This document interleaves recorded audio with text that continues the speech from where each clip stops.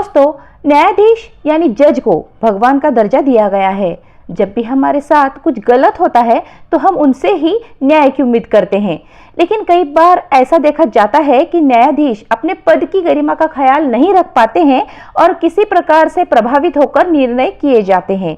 ऐसे में दूसरी पार्टी के साथ पक्षपात होता है और वो खुद के साथ अन्याय हुआ ऐसा महसूस करते हैं, लेकिन काफी बार हमें ये पता नहीं होता कि खुद के साथ हुए इस पक्षपात की शिकायत हम कहाँ करें। तो दोस्तों, आज के इस वीडियो में हम यही सब डिस्कस करने वाले हैं, जैसे कि न्यायपालिका के अधिकारियों की शिकायत कब करें, कैसे करें और कहां पर की जा सकती है, कौन से ऐसे कार्य हैं जिनकी शिकायत की जा सकती है और कौन से ऐसे कार्य हैं जिनकी शिकायत नहीं की जा सकती। तो वीडियो काफी इंपॉर्टेंट होने वाली है, वीडियो में एंड तक बने रहिएगा। बढ़ते हैं वीडियो की ओर।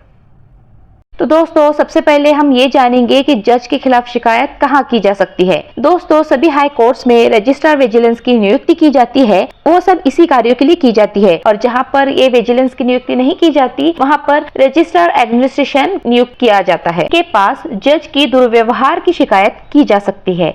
शिकायत हमेशा लिखित में होगी, जिसमें शिकायत करने वाले की पूरी डिटेल, उस केस की पूरी डिटेल जिसमें जज द्वारा जानबूझकर या फिर प्रभावित होकर कोई कार्रवाई की गई है।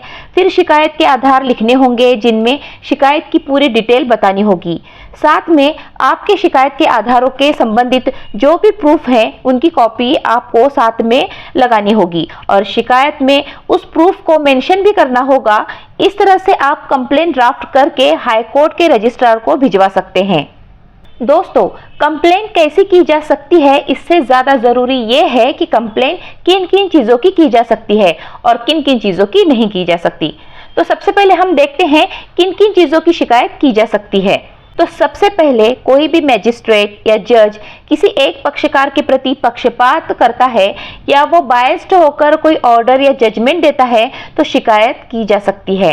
नंबर 2, यदि जज का बिहेवियर ऐसा है कि जो एक न्यायिक अधिकारी का नहीं होना चाहिए, जैसे कि वे कोर्ट में अमर्यादित होकर अपमानपूर्वक बात करता है या फिर वे अपनी गरिमा को छोड़ के किसी एक पार्टी के फेवर में कार्य करता है, या एक पार्टी को सुन ले और दूसरी पार्टी को जानबूझकर सुनवाई का चांस ना दे, तो भी उस जुडिशियल ऑफिसर की कंप्लेंट की जा सकती है। इसके अलावा अगर आपके पास सॉलिड प्रूफ है कि जज साहब ने किसी एक पक्षकार से रुपये या कोई अन्य प्रलोभन लेकर एक पक्ष में फेवर का कोई ऑर्डर या जजमेंट दिया है या देना चाह रहे हैं, तो भी उस जज की कंप्लेंट आप कर सकते हैं।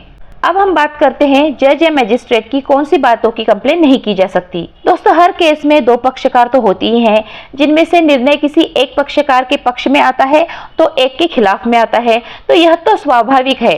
तो केवल जज ने आपके खिलाफ जजमेंट दिया है, इस बेसिस पे आप कोई भी कंप्लेंट नहीं कर सकते। अगर आपके खिलाफ कोई निर्णय है और आप उससे सेटिस्फाइड नहीं हैं, तो आप उसके अगेंस्ट में अपील कर सकते हैं। कभी कभी हमारे मैटर्स में किए गए ऑर्डर को पढ़कर हमें यह भी लग सकता है कि किसी स्पेसिफिक प्रोविजन के बारे में जज की फाइंडिंग सही नहीं है, या हमें यह लगता है कि जज साहब को किसी पर्टिकुलर पॉइंट को लेकर पर्याप्त नॉलेज नहीं है, तो इस मामले में भी जज की शिकायत मेंटेनेबल नहीं है। तो अगर ऐसा कुछ आपके साथ होता है तो आप उस ऑर्डर या जजमेंट के अगेंस्ट कानून में अवेलेबल रेमेडीज का यूज कर सकते हैं, जैसे कि अपील, रीट, रेफरेंस वगैरह के लिए प्रोसीड कर सकते हैं। तो ये थी जज के खिलाफ शिकायत दर्ज करने के संबंधित कुछ बातें। आई होप आपको एक कंसेप्ट क्लियर हो गया होगा। वीडियो अच्छी लगी है तो वीडियो को लाइक कीजिएगा, चैनल पे अगर नए हैं तो चैनल को सब्सक्राइब भी जरूर कीजिएगा। मिलते हैं ऐसे नॉलेजेबल और इन्फॉर्मेटिव वीडियोस के साथ, तब तक के लिए stay healthy, stay happy, bye bye.